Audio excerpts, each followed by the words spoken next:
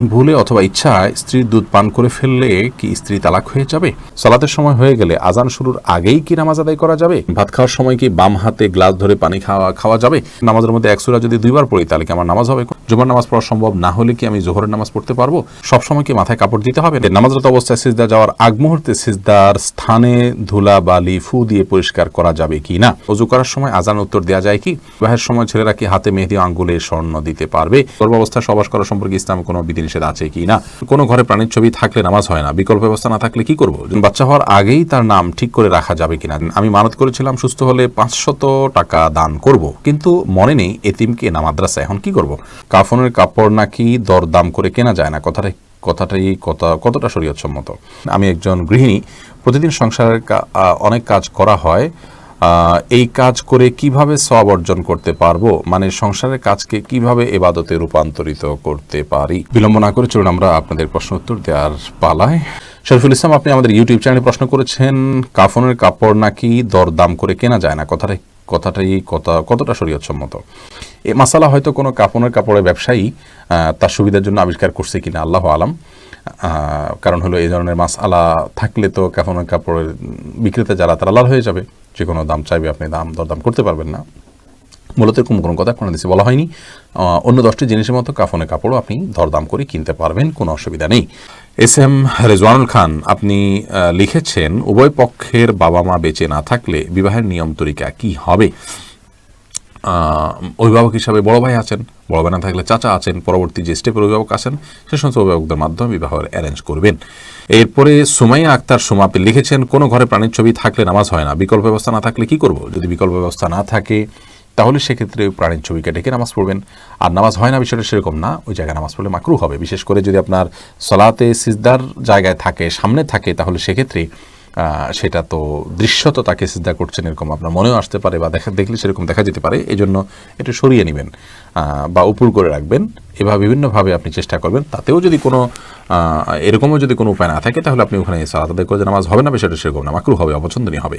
এরপর এমডি মাহমুদ হাসান, আপনি লিখেছেন, নামাজরত অবস্থায় সিজদা যাওয়ার আগ মুহূর্তে সিজদার স্থানে ধুলা বালি ফু দিয়ে পরিষ্কার করা যাবে কি না?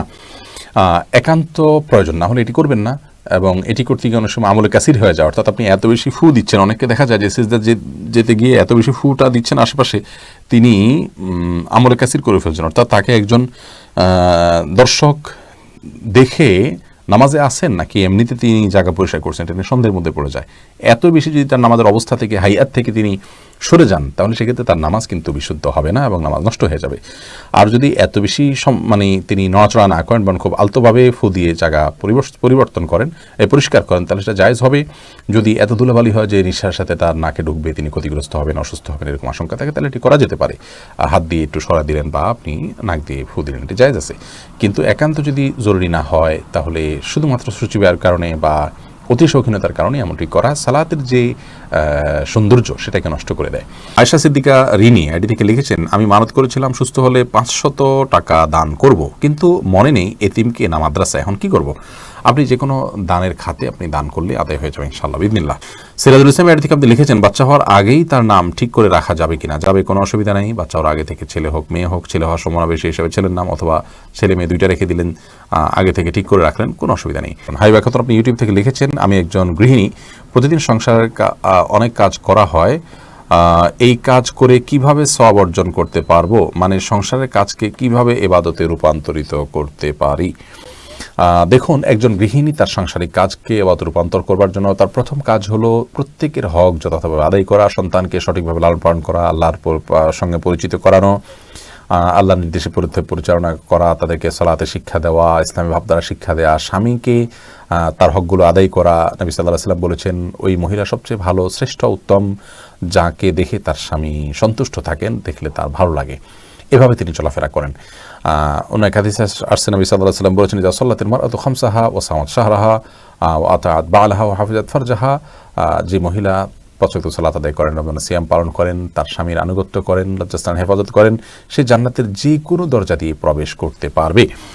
তো এই কাজগুলো করার পাশাপাশি আপনি আপনার যখন গৃহস্থলী কাজ করবেন তখন আপনি আল্লাহর জিকির করলেন, সব কাজ বিসমিল্লাহ বলে করলেন, এবং নিজের আমলগুলো সব ঠিকঠাক রাখলেন। অহেতুক অনর্থক কাজ, মোবাইল ইত্যাদি, টেলিভিশন ইত্যাদিতে অহেতুক প্রোগ্রাম ইত্যাদি দেখা বা হারাম জিনিস দেখা থেকে আপনি নিজেকে বিরত রাখলেন, যথাসময় পর্দার মধ্যে থাকলেন, নিজের পবিত্রতা নিজে রক্ষা করার চেষ্টা করেন, ইনশাআল্লাহ বিদিনিল্লাহ এর মাধ্যমে আপনি গৃহিণী হয়েও আল্লাহ তাআলার প্রিয়পাত্র হতে পারেন এবং আপনার গৃহস্থলী কাজগুলোকে এবাদতে আপনি পরিণত করতে পারবেন। মোহাম্মদ নাহিদুল ইসলাম আপনি লিখেছেন, অজু করার সময় আজান উত্তর দেওয়া যায় কি? অজু করার ফাঁকে ফাঁকে আপনি যদি পানি অপচয় করা ছাড়া আজানের জবাব দিতে পারেন তো অবশ্যই দিতে পারেন। তবে মোহাম্মদ হাসান আলী আপনি লিখেছেন, গর্ভাবস্থায় সহবাস করা সম্পর্কে ইসলামে কোনো বিধিনিষেধ আছে কি না? না, গর্ভাবস্থায় সহবাস করার পরে ইসলামের কোনো বিধিনিষেধ নাই। তবে আপনি এই অবস্থায় সহবাস করলে যদি বা গর্ভস্থ সন্তানের ক্ষতি হয় বা স্ত্রীর কষ্ট হয় বা ক্ষতি হয় তাহলে সেক্ষেত্রে সেটি করা উচিত হবে না। শিশির ভেজা ঘাস এই আইডি থেকে আপনি লিখেছেন, সবসময় কি মাথায় কাপড় দিতে হবে? না, সবসময় মাথায় কাপড় দিতে হবে বোন, এমনটি মোটেও আবশ্যক নয়। আপনি পরপুরুষের সামনে গেলে বা সে আপনাকে দেখে ফেলতে পারে এরকম হলে সেক্ষেত্রে মাথায় কাপড় না, শুধুমাত্র আপনি আপনার সৌন্দর্য ঢাকবেন, মাথার কাপড়কে আরও টেনে দিয়ে আপনার সৌন্দর্য এবং রূপ লাবণ্য এগুলোকে ঢেকে তার সামনে যাবেন। আর এর বাইরে আপনি আপনার বাসায় আপনার বাবা, ভাই, বোন বা আপনার মহিলারা, তারপর আপনার ছেলে, মাহরাম যারা আছেন তাদের সামনে আপনাকে মাথা সবসময় ঢেকে রাখতে হবে কাপড় দিয়ে, এমনটা আবশ্যক নয়। তবে হ্যাঁ, আপনি ফিতনার এই যুগে নিজেকে যথাসম্ভব সেফে রাখার জন্য আপনি অন্য পুরুষদের সামনে, অর্থাৎ বাসার মাহরাম পুরুষদের সামনে, ধরুন শ্বশুর আছেন, আপনার বড় ভাই আছেন, বড় সন্তান, ছেলে সন্তান আছেন, তাদের সামনে মাথায় কাপড় টাপড় দিয়ে থাকতে পারলে ভালো, কিন্তু মাথায় কাপড় দিয়ে রাখতে হবে সব সময়, এটা পর্দার নির্দেশ এরকমটি কিন্তু নয় নিজের পরিবারের সদস্যদের সামনে, অর্থাৎ মাহরামদের সামনে। জয়নাল মুন্সি আপনি লিখেছেন, বিবাহের সময় ছেলেরা কি হাতে মেহেদি, আঙ্গুলে স্বর্ণ দিতে পারবে? মেহেদি এটা নারীদের ভূষণ, নারীরা দিবে, বিশেষ করে হাতে পায়ে, চুলে বা দাড়িতে ছেলেরা দিতে পারে। নবী আলাইহিস সালাম এক নারীর হাত দিয়ে কিছু দিচ্ছিলেন, তো তার হাতে মেহেদি ছিল না। নবী আলাইহিস সালাম বলেছেন যে এটা কি পুরুষের না মহিলার হাত? বলা হলো মহিলার হাত। তখন তিনি বললেন যে মহিলার হাত কেমন যে মেহেদি নেই? তার মানে মহিলারা মেহেদি পড়তেন তখন, তাদের আদা ছিল এটি, কিন্তু পুরুষ সেটি করবে না, অর্থাৎ নারীর সাথে পুরুষ সাদৃশ্য গ্রহণ করা নিষেধ। আর তাছাড়া সাজগোজ এটি মূলত নারীদের জন্য, সাজগোজ বলতে এই জাতীয় অতিরিক্ত যে সাজগোজ আছে সেটি, আর পুরুষও পরিপাটি হয়ে থাকবেন সেটি তো অবশ্যই ভালো। শাহাদাত হোসেন আপনি লিখেছেন, জুমার নামাজ পড়া সম্ভব না হলে কি আমি জোহরের নামাজ পড়তে পারবো? জুমার নামাজ পড়া সম্ভব না হলে, মিস হয়ে গেলে তো অবশ্যই জোহর নামাজ পড়বেন। মোহাম্মদ হাসান আলী কিন্তু কেন মিস হলো? অবহেলার কারণে মিস হলো, সেটি গুনাহের কথা, সামনে থেকে সাবধান হতে হবে। মোহাম্মদ রহমান আপনি লিখেছেন, ভাত খাওয়ার সময় কি বাম হাতে গ্লাস ধরে পানি খাওয়া যাবে? যাবে, বিশেষ করে বাম হাতে পানি নিয়ে ডান হাতে ঠেক দিয়ে অনেকে খান, অর্থাৎ দুই হাত দিয়েই খেলেন আর কি, এটা জায়েজ আছে, কিন্তু উত্তম হলো আপনি সরাসরি ডান হাত দিয়ে পান করা। কারণ নবী করিম সাল্লাল্লাহু আলাইহি ওয়াসাল্লাম এক কৃতদাসকে বাম হাতে খেতে দেখে বলেছেন, কুল বিয়ামিনিক, তুমি তোমার ডান হাতে খাও, অকুল বিমায়ালিক, এবং তোমার সামনে থেকে খাও। তো বাম হাতে পান করা এটা সুন্নাহর খেলাফ একটি কাজ, এটি করা উচিত নয়। ডান হাতে যথাসম্ভব পান করা উচিত, কিন্তু ডান হাতে আমাদের খাবার লেগে থাকে, বিশেষ করে আমরা যারা এই সাবকন্টিনেন্টে থাকি, আমাদের খাবারগুলো এরকম যে ভাত তরকারি ঝোল টোল দিয়ে খেতে গেলে আমাদের হাত মেখে যায়, গ্লাসে ধরলে নষ্ট হয়ে যায়, সেখানে আমরা আঙুল চেটে খেয়ে তারপরে ধরতে পারি, সেটা আমাদের জন্য অধিকতর সুন্নাহর নিকটবর্তী এবং ভালো। কিন্তু যদি কেউ বাম হাতে খেয়ে ডান হাত দিয়ে ঠেক দেন তাহলে সেটাকেও আপনি আপনার ভুল বলবেন বা গুনাহ হয়েছে এরকম বলার কোনো সুযোগ নেই, সেটাও করা যেতে পারে। অনেক ওলামা ইকরাম সেই পরামর্শ দিয়ে থাকেন। মাহদি হাসান আপনি লিখেছেন, নামাজের মধ্যে এক সূরা যদি দুইবার পড়ি তাহলে কি আমার নামাজ হবে? কোনো অসুবিধা, নামাজ হয়ে যাবে। এক সূরা যে একাধিকবার পড়তে হবে, এক সূরা যে একবার বেশি পড়া যাবে না এমন কোনো বাধ্যবাধকতা নেই। আমরা সূরা তারাবির সালাতে যে পড়ি এক রাকাতে তো অনেক সূরাও পড়ি, তাই না? কোনো অসুবিধা নেই। জান্নাতুল ইমিন আপনি লিখেছেন, সালাতের সময় হয়ে গেলে আজান শুরুর আগেই কি নামাজ আদায় করা যাবে? সালাতের সময় হয়ে গেলে আজান শুরুর আগে আপনি সালাত আদায় করতে পারেন, কোনো অসুবিধা নেই। সালাতের সময় হওয়াটা হলো মূল। ইন্না সালাতা কানাত আলাল মুমিনিনা কিতাবাম মাওকুতা, সালাত নির্দিষ্ট সময় আদায় করাটাকে ফরজ করা হয়েছে। আজান হলে তারপরে জামাত হবে, আজান হলো ডাকার জন্য, কিন্তু তার আগে মা বোনরা তার জায়গায়, পুরুষরাও তার জায়গায় সালাত আদায় করতে পারবেন, কোনো অসুবিধা নেই। আরমান হুসাইন আপনি ইউটিউব চ্যানেল থেকে প্রশ্ন করেছেন, ভুলে অথবা ইচ্ছায় স্ত্রীর দুধ পান করে ফেললে কি স্ত্রী তালাক হয়ে যাবে? দেখুন, ভুলে বা ইচ্ছাকৃতভাবে যদি কোনো স্বামী তার স্ত্রীর দুধ পান করে ফেলে তাহলে তার কারণে তাদের বৈবাহিক সম্পর্ক নষ্ট হবে না, এটি বিশুদ্ধতর মত এবং এটি জুমহুর উলামা ইকরামের মত। কেউ কেউ এর ব্যতিক্রম বলেছেন, কিন্তু সেটি আসলে গ্রহণযোগ্য নয়। অতএব স্বামী যদি স্ত্রীর স্তনে মুখ দিয়ে দুধ পান করে ফেলেন ভুলে, তাহলে তার কারণে সম্পর্ক, তাদের স্বামী স্ত্রীর সম্পর্ক নষ্ট হবে না। নবী করিম সাল্লাল্লাহু আলাইহি ওয়াসাল্লাম বলেছেন, ফাইন্নামার রাদাআতু মিনাল মাজাআহ, অন্য হাদিসে আসছে লা রাদাআ ইল্লা লা রাদাআ ইল্লা ফি সানাতান, আও কামা ক্বালা আলাইহিস সালাম, 2 বছরের বাইরে গেলে যদি দুধ পান করানো হয়, সে দুধ পান করানোর ভিত্তিতে হারাম হওয়ার সম্পর্ক সাব্যস্ত হবে না।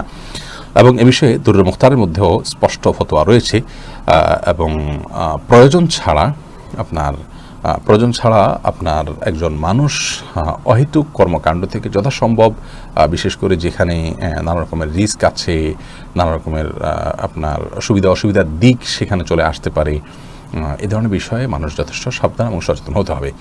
স্ত্রীর দুধ যদি অনিচ্ছাকৃতভাবে কারোর মুখে চলে যায় এবং সে পান করে ফেলে, তাহলে সেটা মানে ইচ্ছাকৃত যদি কেউ করে তাহলে সেটা নাজায়েজ হবে, গুনাহের কথা হবে। যদিও কোনো ওলামায়ে জায়েজ বলেছেন, কিন্তু নাজায়েজ এবং গুনাহ হবে, এই মতটি অধিকতর শক্তিশালী। সাবির আহমেদ আপনি আইডি থেকে লিখেছেন, মসজিদে না গিয়ে নিয়মিত নিজের ওয়াইফের সাথে ঘরে জামাতে নামাজ আদায় করা কি সঠিক হবে? মোটেও সঠিক হবে না ভাই সাব্বির। কারণ হলো আমাদেরকে আল্লাহ রাব্বুল আলামিন যে দিন দিয়েছেন, এই দিনে 5 ওয়াক্ত সালাত হলো সবচেয়ে গুরুত্বপূর্ণ আমল। আর এই 5 ওয়াক্ত সালাত পুরুষদের জন্য মসজিদে গিয়ে সালাত আদায় করার নির্দেশনা আমাদেরকে দেওয়া হয়েছে। নবী সাল্লাল্লাহু আলাইহি সাল্লাম বলেছেন 3 ব্যক্তি যাদের ব্যাপারে আল্লাহ রাব্বুল আলামিন নিজে জাবির এবং জিম্মাদার হয়ে যান, তাদের মধ্যে এক ব্যক্তি হলেন ওই ব্যক্তি যে মসজিদে যাতায়াত করে সালাত আদায় করার জন্য। অন্য এক হাদিসে নবী আলাইহিস সালাম বলেছেন, আলা আদুল্লুকুম আলা মা ইয়ামহুল্লাহু বিল খাতায়া ওয়া ইয়ারফাউ বিহিদ দারাজাত, আমি তোমাদেরকে এমন আমলের কথা বলে দিব না যে আমলের কারণে আল্লাহ তাআলা তোমাদের মর্যাদা বৃদ্ধি করবেন এবং তোমাদের ভুল ত্রুটি এগুলোকে মাফ করে দিবেন। সেই প্রশ্নের পর সাহাবীরা বলেছে, অবশ্যই বর্ণিত রাসূলুল্লাহ। তখন নবী সাল্লাল্লাহু আলাইহি ওয়াসাল্লাম যে আমলগুলোর কথা বলেছেন তার মধ্যে একটা আমল হলো মসজিদে যে ঘন ঘন যায়। তো মসজিদে যাওয়া, মসজিদে গিয়ে সালাত আদায় করার জন্য নির্দেশ আমাদেরকে দেওয়া হয়েছে। আর জামাতের আয়োজনটা মসজিদে হবে পুরুষদের জন্য, এতেই জামাতের যে উদ্দেশ্য সেটা সাধিত হবে। বাসায় আপনি যদি আপনার স্ত্রীকে নিয়ে জামাত নিয়মিত করেন, অথচ আপনার হাতের নাগালে আশেপাশে মসজিদ থাকে, তাহলে আপনার এই কাজটি উচিত হবে না, সঠিক হবে না। জামাতের সাথে সালাত আদায়ের যে নির্দেশ, সেই নির্দেশটা পালন হবে না। হ্যাঁ, আপনি জামাত আদায়ের সওয়াবটা পেলেন শুধুমাত্র।